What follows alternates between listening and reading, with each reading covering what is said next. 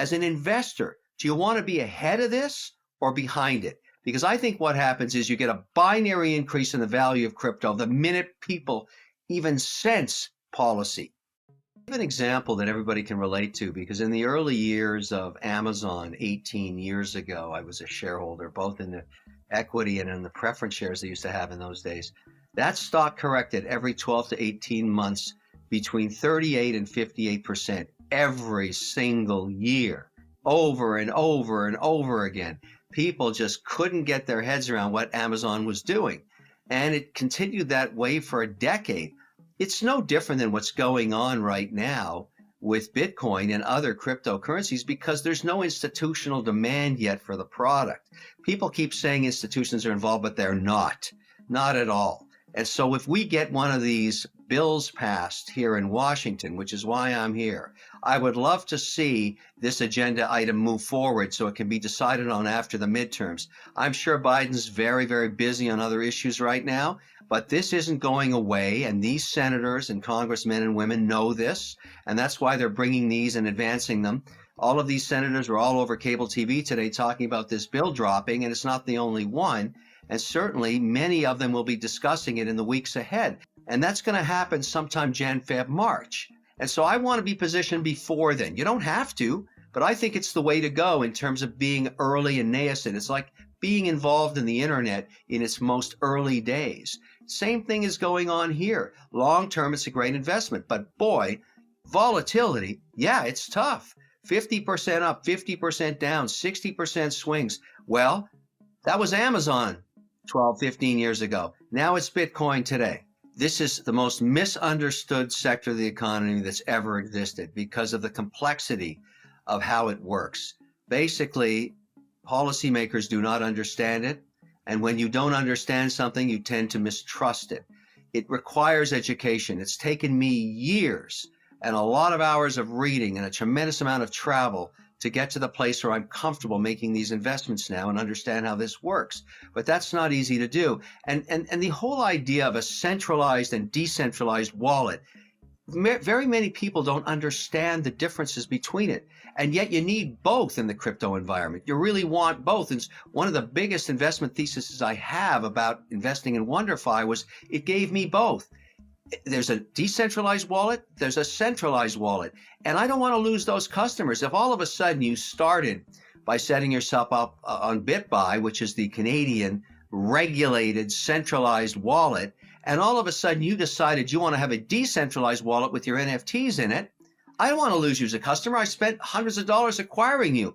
I want to offer both with a know your customer platform that provides the compliance. And that's what they're building up there in Canada. And that software itself and all the millions of dollars of development they're doing is going to be cookie cutter for other markets, like potentially the Middle East or South America or Switzerland or England. That's the whole idea of being part of these things and pushing these projects forward. But it's education that's holding everybody back. We've got to simplify this stuff. Most people, the first time that try and set up a decentralized wallet on, let's say, MetaMask, lose their money, because they don't know about security of the passphrase. And that's an important lesson to learn. And that's why I tell people, start with $200. Don't go crazy. Figure this stuff out slowly. Learn about security. Learn about password protocols. Learn about centralized versus decentralized. Check it out slowly. Baby steps into it. Then you can put up real money. I'm going to lay it out the way I see it and the way I'm investing, all right? What's going to happen is nothing before the midterms, but we're getting close.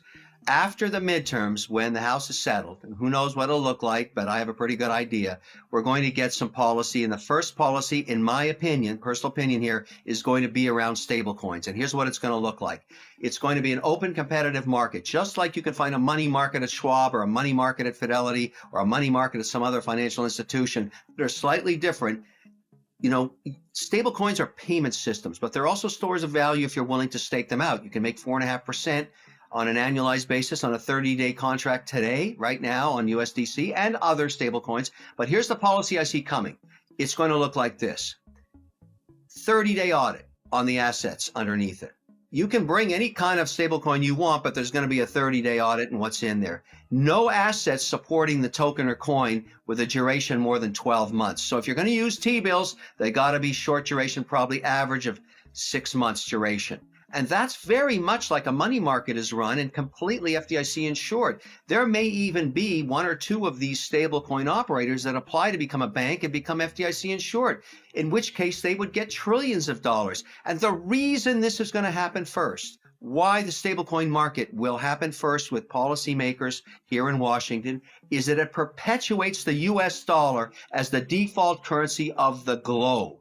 When we get that worked out, the US dollar becomes king dollar in perpetuity. Even other countries, even other sovereigns are willing to bring tokens out backed by the US dollar because they know in terms of attracting people to use them and store them and save them, they got to have the king dollar. And this is why policymakers should get off their you-know-whats and get this thing done, because we don't want the Chinese doing that with the yuan. I would never buy the Chinese yuan as a stable coin. Why? Because I know they're watching it.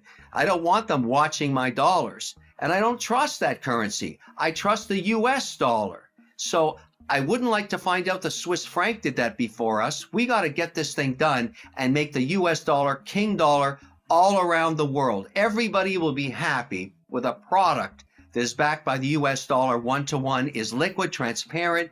You can transfer immediately with a full ledger. And finally, I could say to my compliance department, look, we finally have policy. Let me go to a 10% weighting in this as opposed to locking me down at 5. And they probably could get there because they may consider it a cash equivalent at some point. Very similar to money market accounts that very rarely break a buck. That's the whole idea.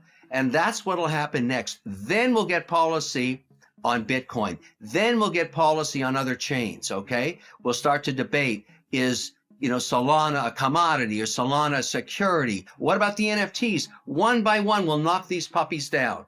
And that's the way it should be. But we don't want to try and solve everything all at once. We'll never get it done. We'll never get it done. One thing at a time. Let's start with stablecoins.